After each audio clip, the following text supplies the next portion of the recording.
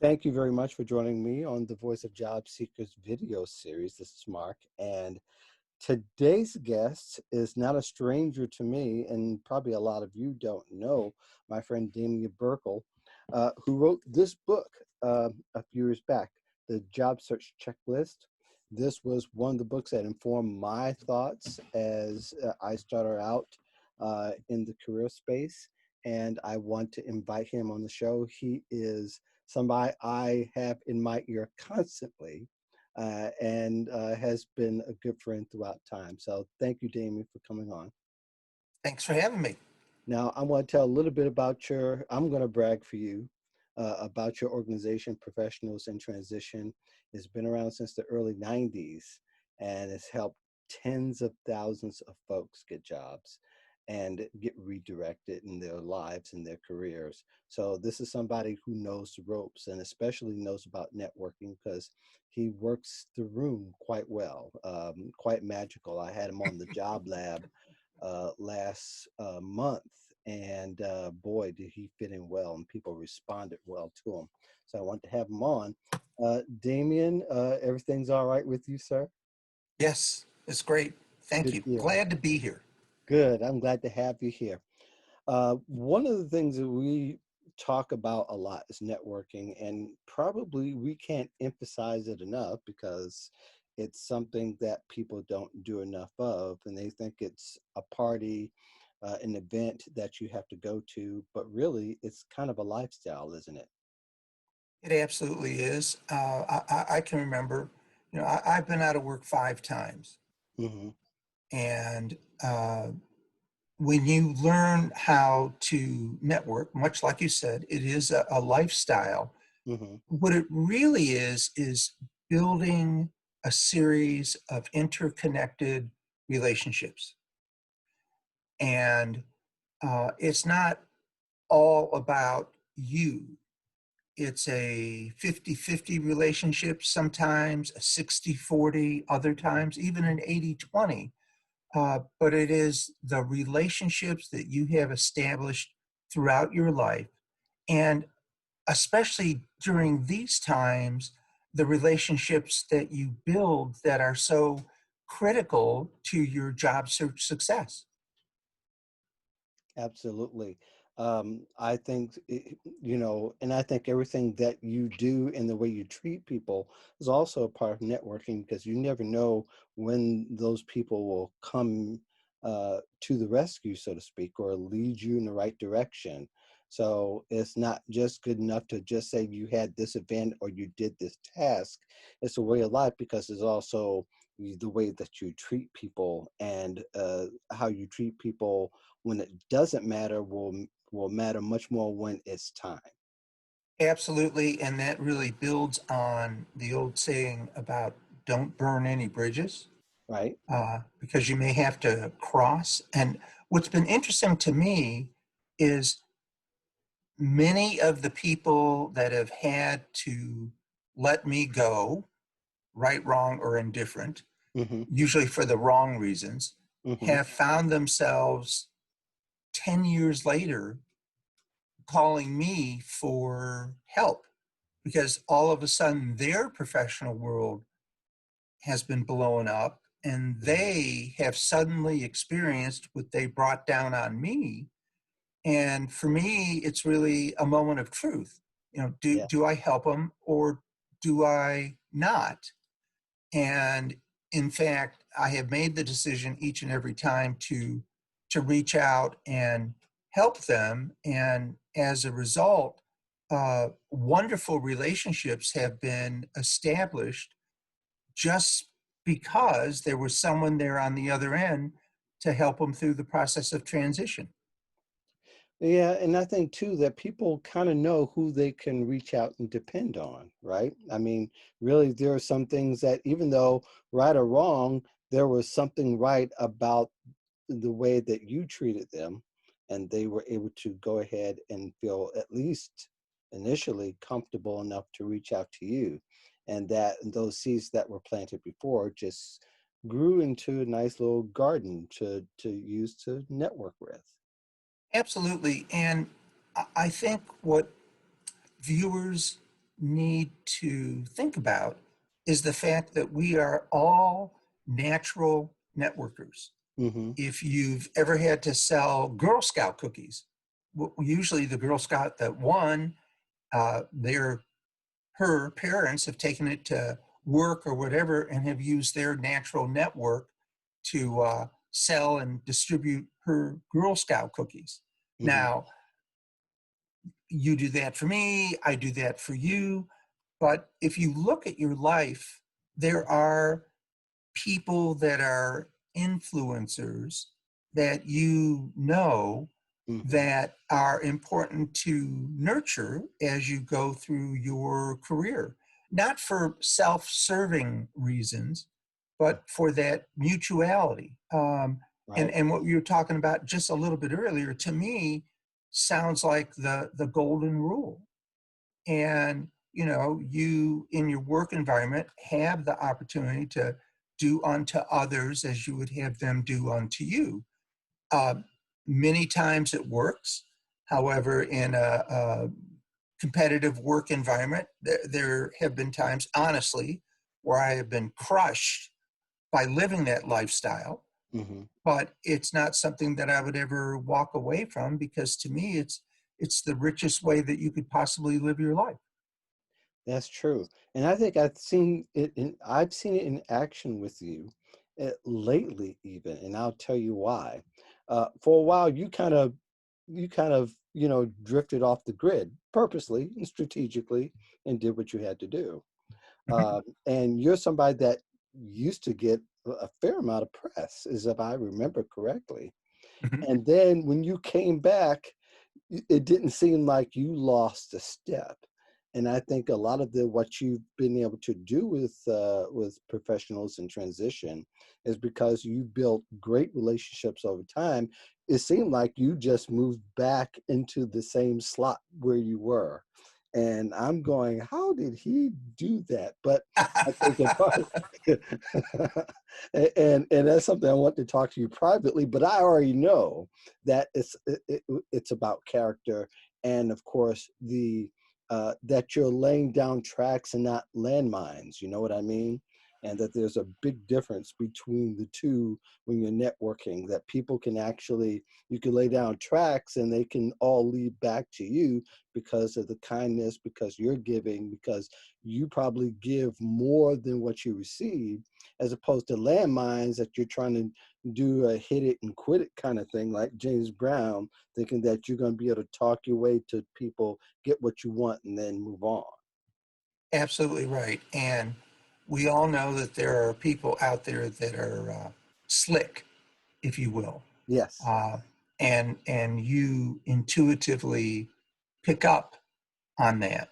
Hmm. And people are hungry for people who are sincere, have a strong sense of integrity, Hmm. and are willing to help you when you need help.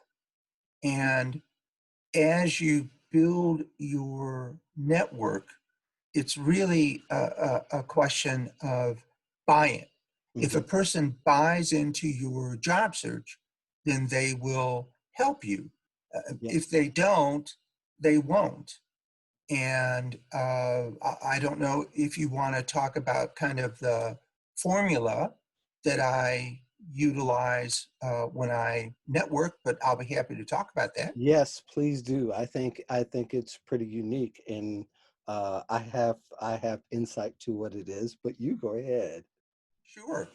Uh, First of all, um, when you approach when you want to network with someone, I always do research. And the best research tool that I found is on LinkedIn, because the minute you take the time to learn about that person, it will show in your conversation. Hmm. When you reach out to someone, uh, LinkedIn, and the reason why I think LinkedIn is so important is, especially in these times, uh, meetings are pretty much obsolete, and will be for a long time. And when you don't have in-person meetings, you lose so much. Right. Uh, and so then that forces you onto Zoom, which is okay, but it's Hmm. just not the same as being there. However, Yeah. you can continue to network in a positive and affirmative way.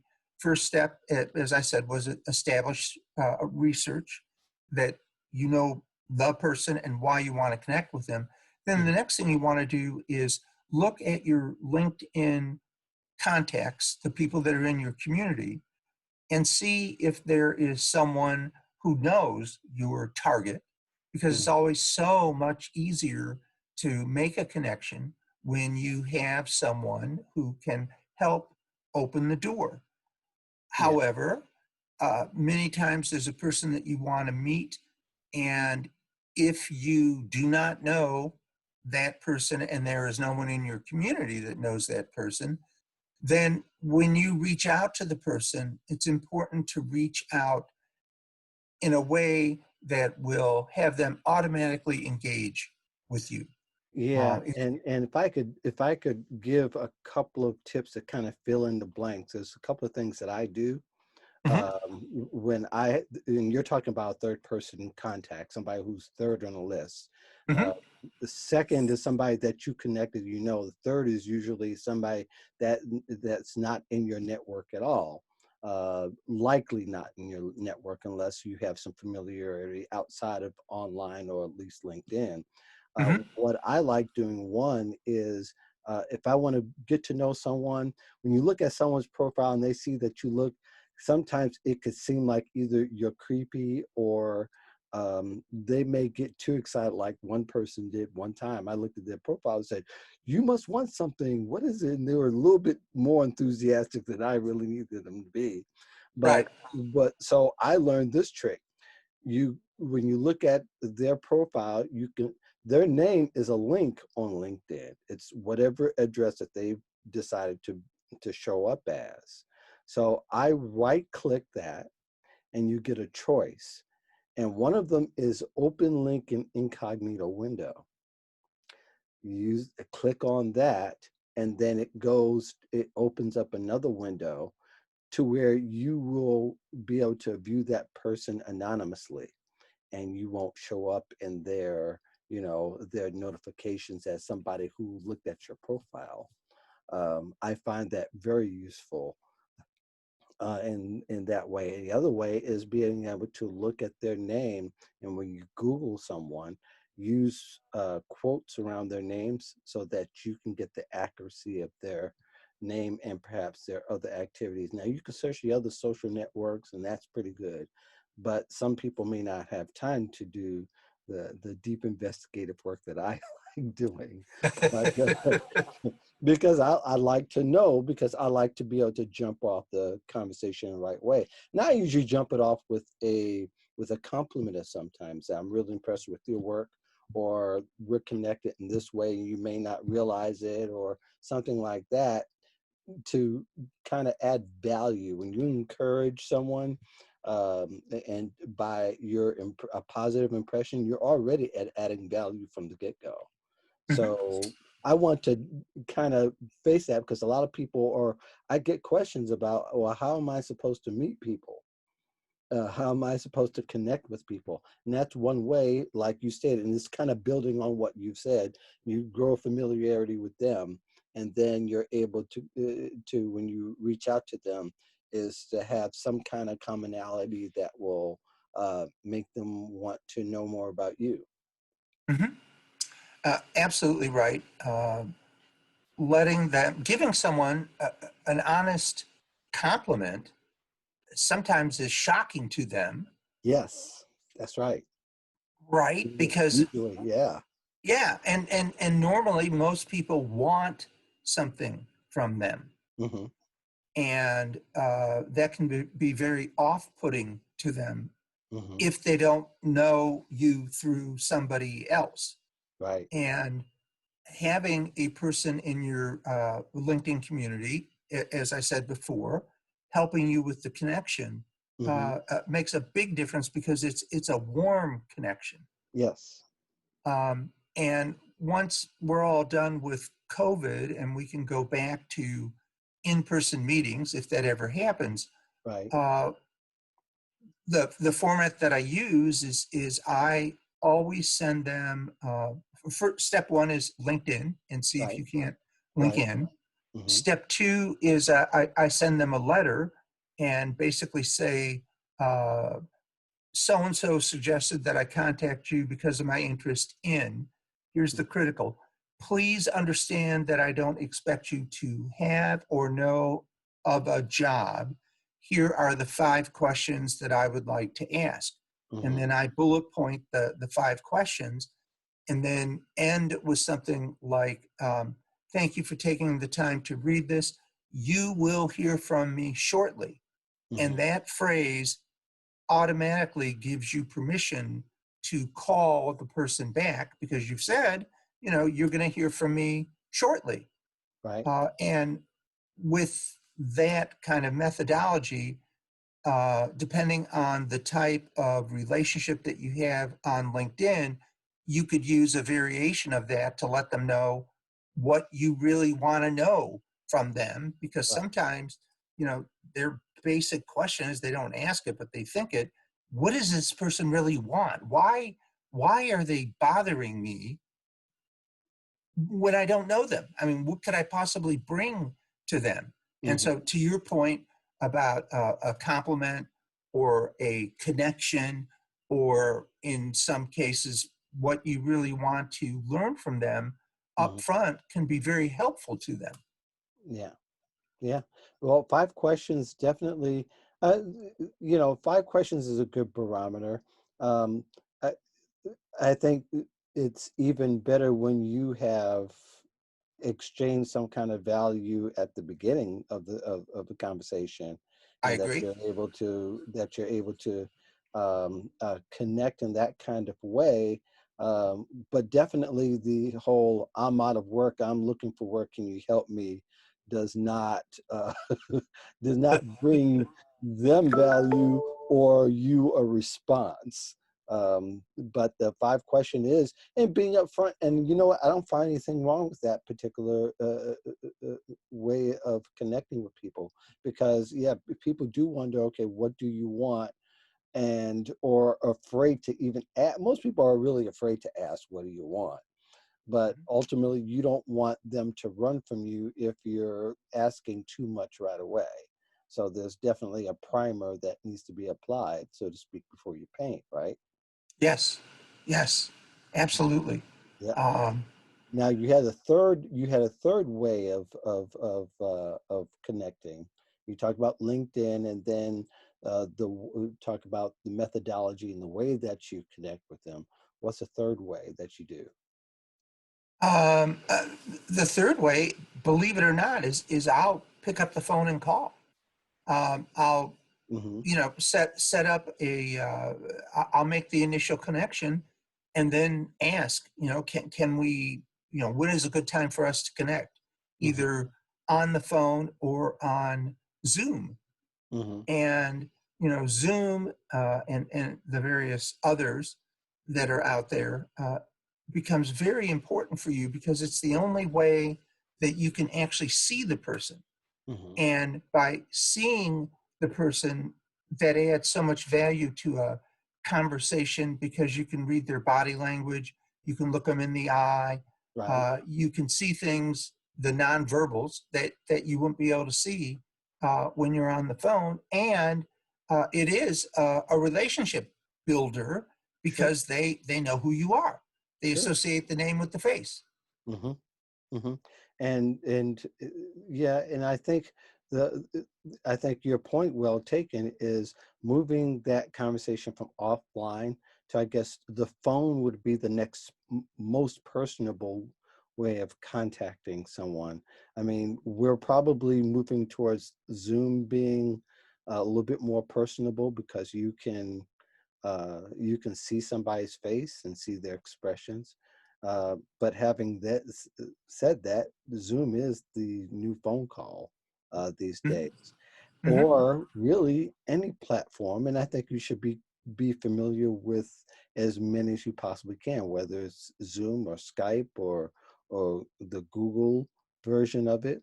whatever it is, the Zen Master, and there's a number of others that you can use to connect. And when people see your face and connect with your voice, it's a lot different than the emails or text communication. Absolutely. And one of the things that job searchers need to know Hmm. is that over 80% of all jobs never appear on the internet. Or by Hmm. the time they appear on the internet, there's already been a round one, if you will, of candidates that are considered inside candidates. And during these times, I would go as high as 90% of all jobs. Yeah. Now, I'm not saying that it doesn't appear on the internet, because it does. I'm Hmm. not saying that you don't have to go through uh, the routine of applying online. Hmm. But what I am saying is that actual connection and decision making many times is made long before the ad ever appears. And every position that I have has always come to me. And what I like to tell folks is uh, your next job is going to come to you. You just don't know who, when, why, and how, but you have to be ready. Yeah. Because, Certainly. to your point, um, you know, uh, networking is kind of like uh, taking stones and throwing them into a calm pond, because what you do ripples out everywhere. And when you make those type of connections, those ripples kind of come together, and relationships begin and are built. And I can tell you that to this day, I keep in touch with most of my old bosses and even a few of my vendors. There's one vendor actually that I've known for 40 years, and we're still in touch, and we still help each other. And the ways that we've helped each other has changed through the years. But again, I mean, that's what a good relationship is all about.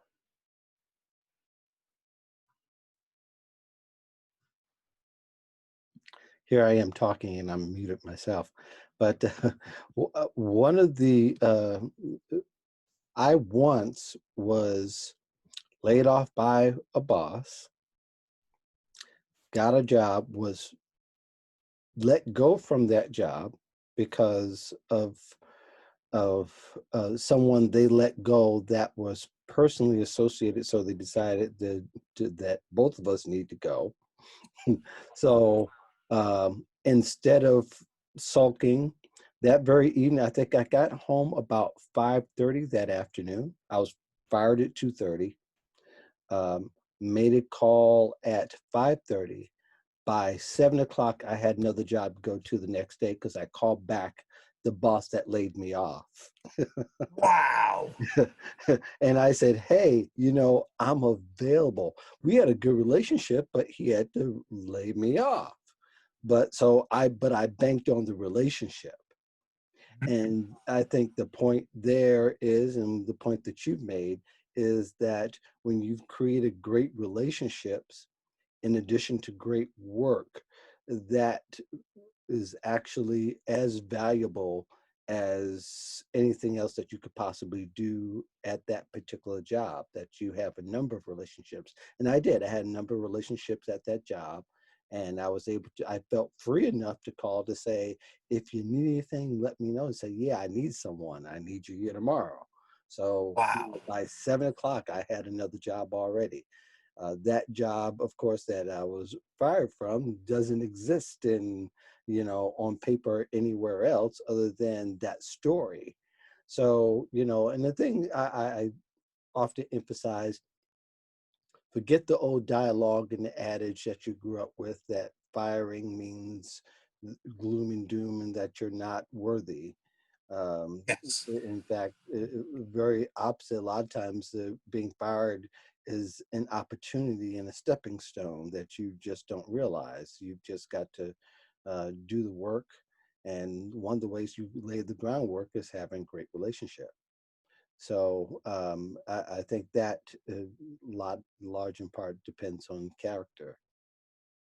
Absolutely. I mean, if you were going to measure my success by the number of times I've been let go from positions, Hmm. um, on the surface, you would say, well, what's wrong with this guy? I mean, he's lost his job 5 times and sometimes in very spectacular fashions. Hmm. Uh, but in fact, every time I've lost my job, it's been very painful and a very emotional experience. Hmm. But looking back over time, they have marked major turning points in my career. And I would not be here today if it weren't for some of the job loss experience that I had early in my career. Hmm. In essence, everything is networking. Even when it's not the job that's right for you, there's a silver lining in terms of relationship. Maybe that, and there are times when there's not. And I'm not saying that people don't have bridges to burn, and maybe rightfully so, but it helps not to burn those bridges if you can help it. Is in fact, many times people fire because they are pressured by someone else to do so, and has nothing to do, but you had the relationship. So this was a great short discussion I want to have with you. There's so much to dig, and I'm going to have you back on sometime in the late 20 and early 21s to talk about this a little bit more and things that are related. But if people want to get a hold of you, how Mhm. can they? They can just send me an email directly. Let's make it easy. Hmm. And that would be Damian.Birkel1 at Gmail, and I'll spell it.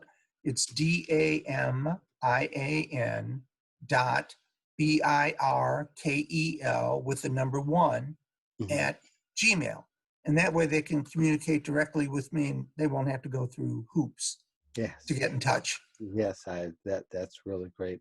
Thank you so much. You know, um, I really appreciate our relationship over time, and especially lately, it helps to have you to bounce things off of, and use your experience as well.